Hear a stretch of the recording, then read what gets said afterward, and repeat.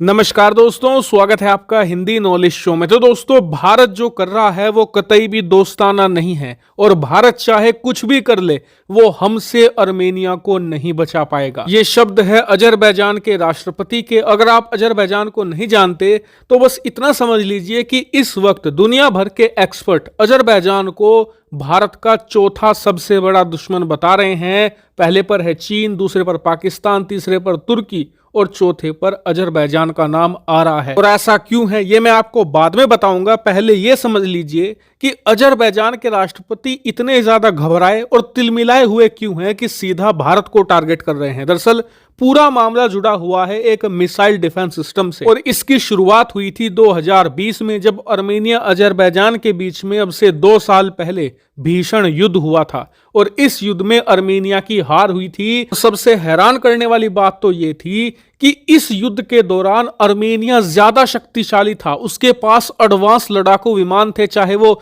MiG लड़ाकू विमान हो या फिर सुखोई 30 या सुखोई 27 नाम के लड़ाकू विमान हो। उनकी एयर पावर ज्यादा थी, उनके पास ज्यादा एडवांस सेना थी, लेकिन फिर भी अर्मेनिया हार गया। क्यों? वो इसलिए क्योंकि अजरबैजान के पास थे इजराइल और तुर्की के दिए हुए छोटे लेकिन शक्तिशाली ड्रोन, जिनके दम पर बहुत ही कम वक्त में बहुत ही ज्यादा एयर स्ट्राइक अंजाम दे दी अजरबैजान ने अर्मेनिया की सेना पर। हालांकि ऐसा नहीं था कि इन ड्रोन को रोकने के लिए अर्मेनिया के पास कुछ नहीं था। दरअसल अर्मेनिया के पास S-300 नाम के ultra advance air defence system मौजूद थे, जिससे कि बड़ी ही आसानी से अर्मेनिया अजरबैजान की पूरी वायुसेना को और पूरे ड्रोन के बेड़े को धूल चटा सकता था। लेकिन रूस ने इन S-300 के लिए ना तो मिसाइलें दी, ना ही समय पर इन्हें अपग्रेड किया, ना ही मेंटेनेंस प्रोवाइड कराई, जिसकी वजह से अर्मेनिया की इस युद्ध में हार हुई। और तभी से अर्मेनिया बहुत ही ज्यादा खिलाफ हो गया रूस के। और देखिए, खिलाफ होना बनता भी था,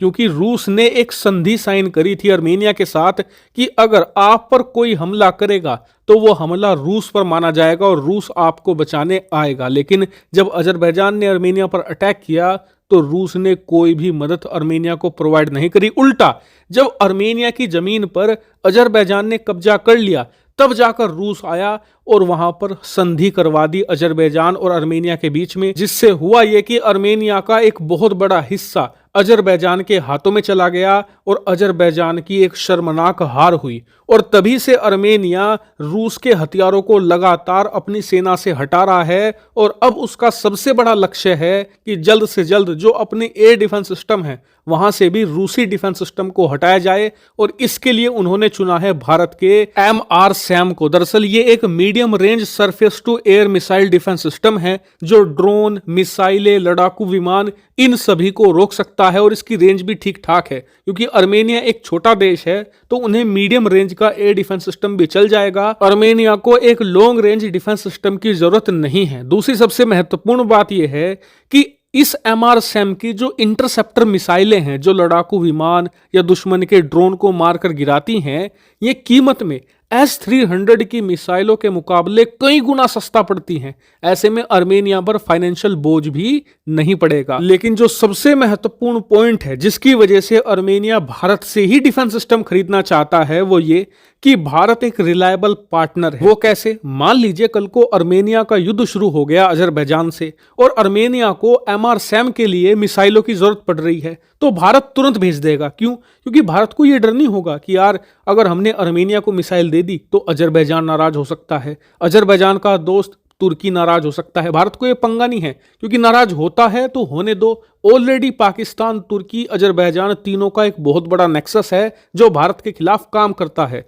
उल्टा भारत अर्मेनिया को मिसाइलें भेजेगा तो भारत का फायदा ही है। और फिलहाल इस MRSAM की डील पर स्टेटस ये है कि अर्मेनिया भारत के इस डिफेंस सिस्टम के बारे में इंक्वायर कर रहा है। ऑलरेडी बातचीत चल रही है और आने वाले कुछ ही समय पर इस पर बड़ी ब्रेक थ्रू खबर आने जा रही है। हालांकि आप में से कुछ लोगों का यह सवाल जरूर होगा कि इस डिफेंस सिस्टम डील पर अजरबैजान के राष्ट्रपति इतने चीख चिल्ला क्यों रहे हैं, इतना दर्द क्यों हो रहा है? तो दर्द होने का कारण यह है कि अब तक अजरबैजान को पता था कि अर्मेनिया को मिलिट्री सपोर्ट सिर्फ एक ही देश देता है, रूस। और मान लीजिए हमारा युद्ध फिर से अर्मेनिया के साथ होता है तो हम क्या करेंगे? तुर्की के जरिए रूस को रुकवा देंगे और रूस से हथियार अर्मेनिया नहीं पहुंचने देंगे। और ऑलरेडी ये लोग 2020 में ये कर चुके हैं। और आपको बता दूं कि रूस ने बकायदा कसम खा के रखी हुई थी, समझौता किया था कि अर्मेनिया पर कोई अगर हमला करेगा तो हम उसकी रक्षा को आएंगे। लेकिन फिर भी रूस मदद क्यों नहीं कर पाया था अर्मेनिया की? क्योंकि